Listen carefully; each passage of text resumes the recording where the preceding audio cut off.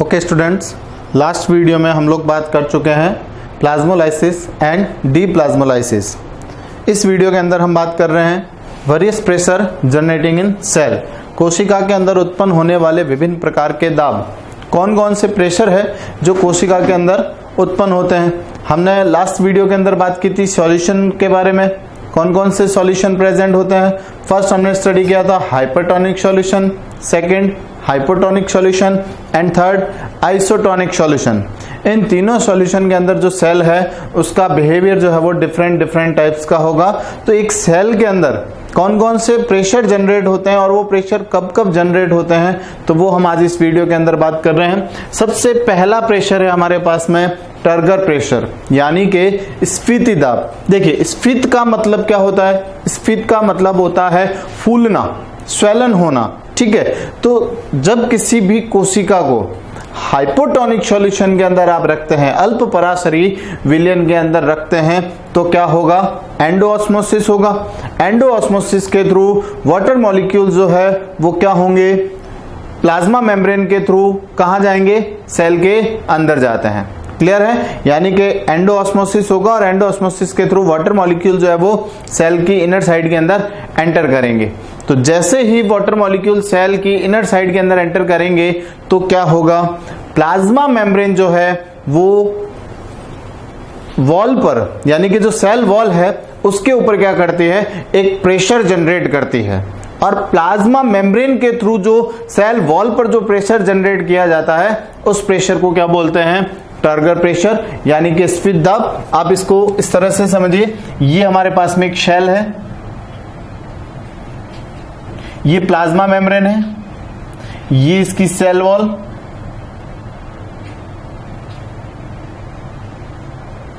ये cell wall हो जाएगी। इस सेल को हमने हाइपोटोनिक सॉल्यूशन के अंदर डिप किया है, यानी अल्प पराशरी विलयन के अंदर रखा है।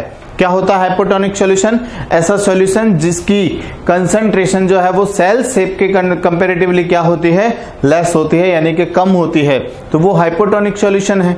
तो हमने इसको हाइपोटोनिक सॉल्यूशन के अंदर डिप किया है। जैसे ही हाइपोटोनिक सॉल्यूशन के अंदर रखेंगे क्या होगा, एंडोऑस्मोसिस होगा, अंतःपरासरण की क्रिया होती है। और इस एंडोऑस्मोसिस के थ्रू क्या होगा, जल के अणु क्या होंगे, अंदर आएंगे, यानी कि जो पानी है वो सेल के अंदर प्रवेश करेगा। जैसे ही पानी सेल के अंदर प्रवेश करेगा तो ये जो वाटर मॉलिक्यूल्स होंगे ये प्लाज्मा मेम्ब्रेन पर प्रेशर करेंगे, और ये जो प्लाज्मा मेम्ब्रेन है वो क्या करती है, सेंटर टू आउटर, यानी कि सेंट्रीफ्यूगल फोर्स, अप केंद्रीय बल जो है वो लगाती है किसके ऊपर, सेल वॉल के ऊपर। इस तरह से जो है वो ये प्रेशर जनरेट करती है।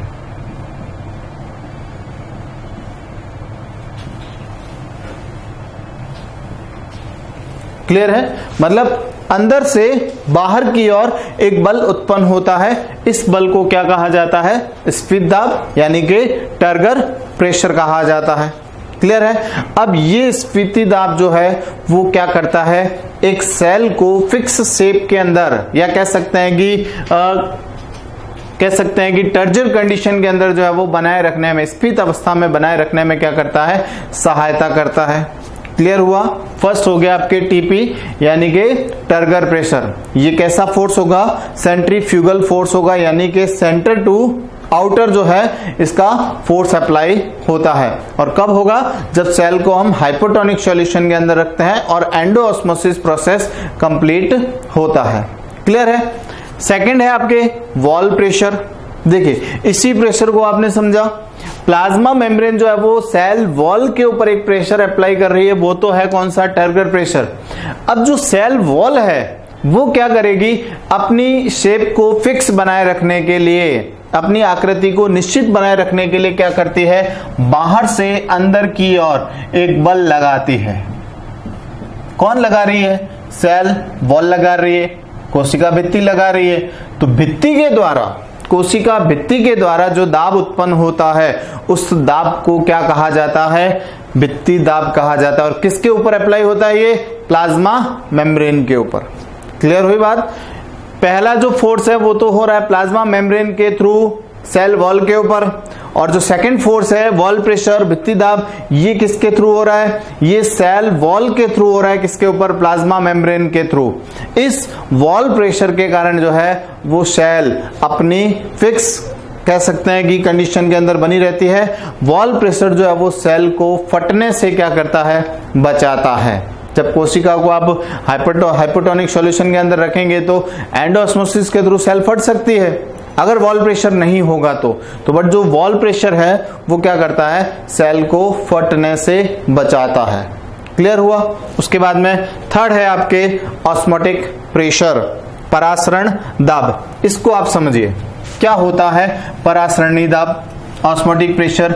वह दाब जो किसी विलयन में शुद्ध जल के अणुओं के प्रवेश को क्या करता है? रोकता है। उसे क्या कहा जाता है? परासरण दाब कहा जाता है। समझिए हमारे पास में एक सिस्टम है, इस सिस्टम के बीच में हमने एक SPM लगा दिए, यानी कि सेमी परमिएबल मेम्ब्रेन। देखिए ऑस्मोसिस हो रहा है तो ऑस्मोसिस जहां पर भी होगा वहां permeable membrane, semi permeable membrane जो है वो क्या होगी? प्रेजेंट होगी। मस्ट है, ये मस्ट रिक्वायरमेंट है, बहुत जरूरी है, वरना परासरण की क्रिया तो नहीं हो सकती। जहां पर मेम्ब्रेन प्रेजेंट नहीं है वहां पर ऑस्मोसिस तो नहीं हो सकता। क्लियर है? तो यहां हमारे पास में एक सिस्टम है और इसके बीच में हमने जो है वो क्या लगा दी है? सेमी परमिएबल मेम्ब्रेन लगा रखी है। इसकी एक साइड के अंदर तो हमने ले रखा है प्योर सॉल्वेंट या कह सकते हैं कि प्योर वाटर, और यहां दूसरी तरफ जो है वो हमने कंसंट्रेटेड क्या लिया है? सॉल्यूशन लिया है। यहां हमने इस लेवल तक कंसंट्रेटेड सॉल्यूशन जो है वो फिल कर रखा है और यहां हमने प्योर वाटर जो है वो फिल कर रखा है। तो देखिए लो कंसंट्रेशन कहां है? प्योर वाटर की तरफ।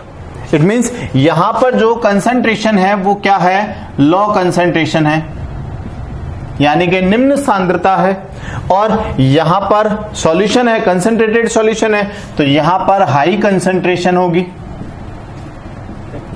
यहां हाई कंसंट्रेशन होगी, उच्च सांद्रता होगी। तो क्या होगा? ऑस्मोसिस होगा। सेमी परमिएबल मेम्ब्रेन प्रेजेंट है, क्योंकि यहां पर जो है वो सॉल्वेंट पार्टिकल्स ज्यादा है, तो ऐसी कंडीशन के अंदर इसका जो ओपी है वो क्या होगा? बढ़ेगा। इससे क्या होगा? वाटर मॉलिक्यूल जो है वो इस मेम्ब्रेन के थ्रू कहां एंटर करेंगे? यहां सेकेंड पार्ट की ओर, यानी कि हाई कंसंट्रेशन की ओर जो है वो क्या करते हैं? मूव करते हैं। क्लियर है? ये तो क्या है? ऑस्मोसिस यानी कि परासरण। अब क्या करें? अभी हमने बात की कि वह दाब जो क्या करता है? जल के अणुओं को विलयन में प्रवेश करने से क्या करता है? रोकता है। क्लियर है? अब देखिए यहां हम एक नॉर्मली ऑस्मोसिस होगा तो क्या होगा? ये वाटर मॉलिक्यूल यहां एंटर करेंगे और यहां का लेवल क्या हो जाएगा? बढ़ जाएगा, और इसका लेवल जो है वो क्या हो जाएगा? डिक्रीज हो जाएगा। लेकिन हमने क्या किया? एक आउटर फोर्स अप्लाई कर दिया। हमने यहां से एक आउटर फोर्स अप्लाई कर दिया और ये फोर्स क्या करेगा? इन वाटर मॉलिक्यूल्स को कंसंट्रेटेड सॉल्यूशन की तरफ आने से क्या करेगा? रोकेगा। तो वाटर मॉलिक्यूल्स को, जल के अणुओं को विलयन में प्रवेश करने से रोकने के लिए जो दाब उत्पन्न होता है या जो अधिकतम दाब उत्पन्न होता है, उस दाब को क्या कहा जाता है? परासरण दाब कहा जाता है। और इस परासरण दाब के कारण ही जल जो है वो कोशिका के अंदर क्या करता है? प्रवेश करने से रुक जाता है। जब कोशिका की कंसंट्रेशन जो है वो बराबर हो जाती है तो पानी कोशिका के अंदर प्रवेश करना बंद हो जाता है। क्लियर है? तो ये तो हो जाएगा ऑस्मोटिक प्रेशर। फिर नेक्स्ट आता है विसरण दाब न्यूनता, यानी कि डिफ्यूजन प्रेशर डिफीट। इसको समझिए। देखिए ऑस्मोटिक प्रेशर और टर्गर प्रेशर, इन दोनों का जो डिफरेंस है वो डिफरेंस क्या कहलाता है? डिफ्यूजन प्रेशर डिफीट कहलाता है, यानी कि डीपीडी कहलाता है।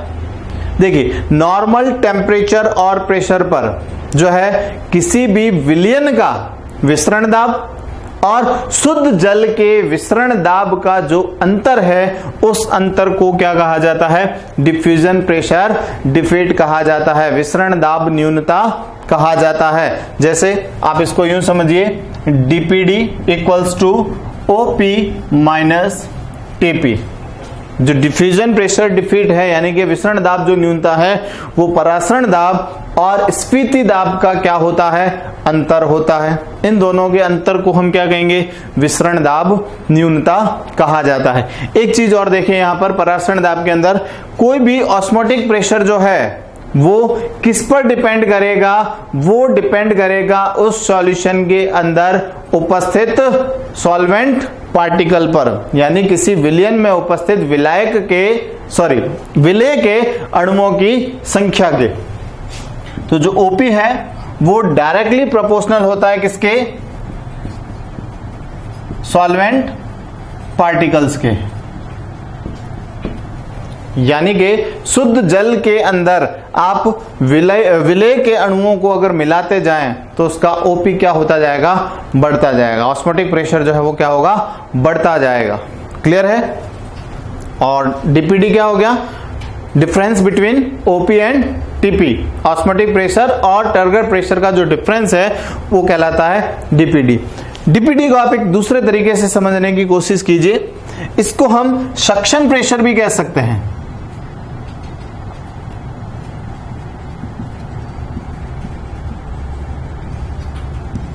या आप इसको कह सकते हैं चूषण दाब। चूषण दाब कहा जाता है। क्लियर है? आप इसको यूं समझिए, जो विसरण दाब न्यूनता है इसे कोशिका की प्यास कहा जाता है। प्यास मतलब जब प्यास बढ़ती है तब हम क्या करते हैं? पानी अंदर लेते हैं। तो जब डीपीडी बढ़ेगा तो कोशिका क्या करेगी? पानी को क्या करेगी? अंदर लेती है। तो इसे कहा जाता है चूषण दाब। इसे हम यूं भी कह सकते हैं जल की मांग। कोशिका की जल की मांग भी कहा जाता है। जो डीपीडी है उसे कोशिका की जल की मांग कहा जाता है। एक फुली फ्लैसिड सेल की जो डीपीडी है वो क्या होती है? अधिकतम होती है। और टर्जिड सेल की जो डीपीडी है वो 0 होती है। यानी कि एक फुल कह सकते हैं कि स्फीत कोशिका, पूरी तरह से फूली हुई कोशिका है जिसके अंदर सफिशिएंट वाटर प्रेजेंट है, उसका डीपीडी तो क्या होगा? 0 होगा। क्लियर है? और जो फुली फ्लैसिड कोशिका है यानी कि पिचकी हुई कोशिका है जिसके अंदर कुछ भी नहीं है, जो है वो उस कोशिका की जो डीपीडी है वो क्या होगी? मैक्सिमम होगी। जैसे कि किशमिश है, किशमिश को आप पानी में रखिए तो वो क्या करती है? एंडोऑस्मोसिस करती है। क्यों करती है एंडोऑस्मोसिस? बिकॉज किशमिश की जो डीपीडी है वो क्या होती है? बहुत ज्यादा होती है। यानी कि उसकी जो वाटर डिमांड है, जल की जो मांग है वो क्या होती है? ज्यादा होती है। क्लियर है? तो ये जो प्रेशर है ये एक सेल के अंदर जनरेट होने वाले प्रेशर जो कि उसकी सॉल्यूशन पर डिपेंड करेंगे। सॉल्वेंट और सॉल्यूट पार्टिकल्स की प्रेजेंस पर जो है वो ये प्रेशर जनरेट होते हैं।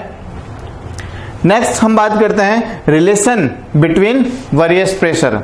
अब ये जो दाब उत्पन्न होते हैं, इन दाब का आपस में क्या संबंध है? इन सभी दाबों का आपस में जो संबंध है उस संबंध को हम देखने की कोशिश करते हैं।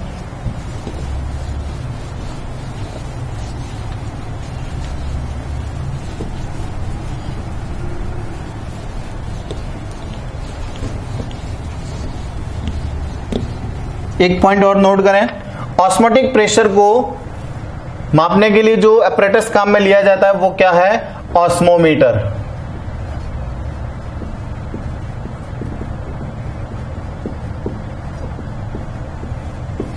ऑस्मोटिक प्रेशर को चेक करने के लिए जो हम apparatus काम में लेते हैं वो कौन सा apparatus है?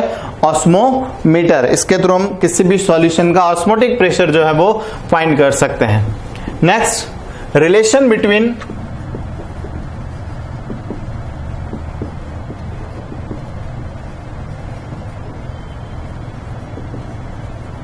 Various pressure. जो ये दाब उत्पन्न होते हैं इन दाबों का आपस में क्या संबंध होता है। अभी हमने फर्स्ट पॉइंट क्या पढ़ा, जो डीपीडी है वो उसकी वैल्यू किसके बराबर होती है, ओपी माइनस टीपी। क्लियर है, यानी कि जो विसरण दाब न्यूनता है वो परासरण दाब और स्फीति दाब का क्या होती है, अंतर होती है। फर्स्ट कंडीशन हम लेते हैं फुली फ्लैसिड सेल, यानी कि पूर्ण स्फीत कोशिका, पूर्ण स्लत कोशिका।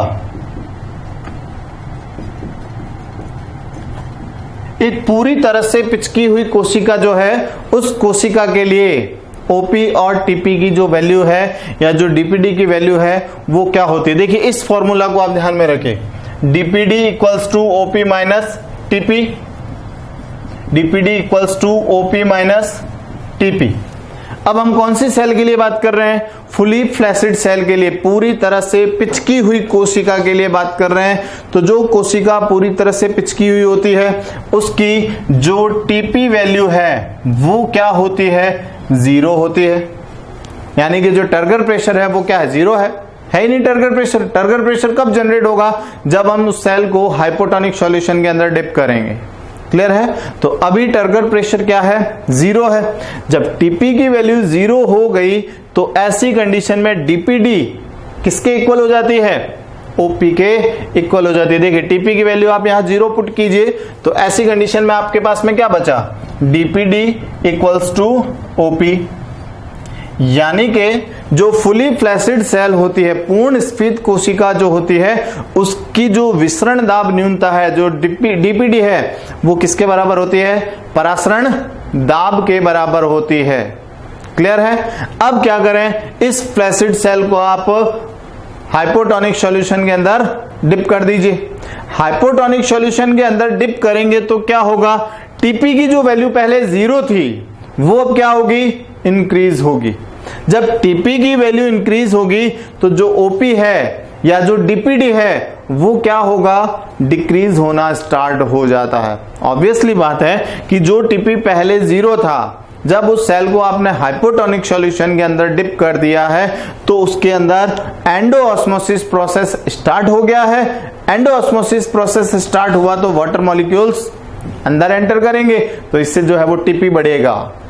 टीपी बढ़ेगा तो जो डीपी है, डीपीडी है या जो ओपी है वो क्या होना शुरू हो जाएगा, डिक्रीज होना शुरू हो जाता है। और ये वाटर मॉलिक्यूल कब तक एंटर करते रहेंगे, जब तक ओपी और टीपी की वैल्यू क्या नहीं हो जाती, बराबर नहीं हो जाती। यानी कि डीपीडी की वैल्यू जब तक 0 नहीं हो जाती है तब तक जो है वो वाटर मॉलिक्यूल्स कोशिका के अंदर एंटर करते रहेंगे। और डीपीडी 0 कब होगी, जब ओपी और टीपी की वैल्यू क्या हो जाए, बराबर हो जाए। क्लियर है, जो ओपी और टीपी की वैल्यू बराबर होगी तो डीपीडी जो है वो 0 हो जाती है। ये तो हुई किसके लिए बात, फुली फ्लैसिड सेल के लिए, यानी कि पूरी तरह से पिचकी कोशिका के लिए। सेकंड बात करते हैं फुली टर्जिड सेल।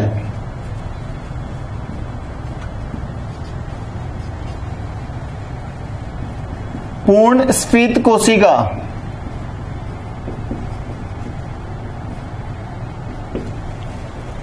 एक कोशिका जो पूरी तरह से फूली हुई है, जिसके अंदर बहुत अधिक मात्रा में क्या उपस्थित है, जल उपस्थित है। तो ऐसी कंडीशन के अंदर उसकी जो डीपीडी की वैल्यू है वो क्या हो जाती है, 0 हो जाती है। क्यों 0 हो जाती है, जो फुली सेल होती है, फुली टर्जिड सेल जो होती है उसकी ओपी और टीपी की वैल्यू क्या होती है, इक्वल हो जाती है, यानी कि 0 हो जाती है। ओपी और टीपी की वैल्यू जब इक्वल हो जाती है तो ऐसी कंडीशन में डीपीडी की वैल्यू क्या हो जाएगी, 0 हो जाती है।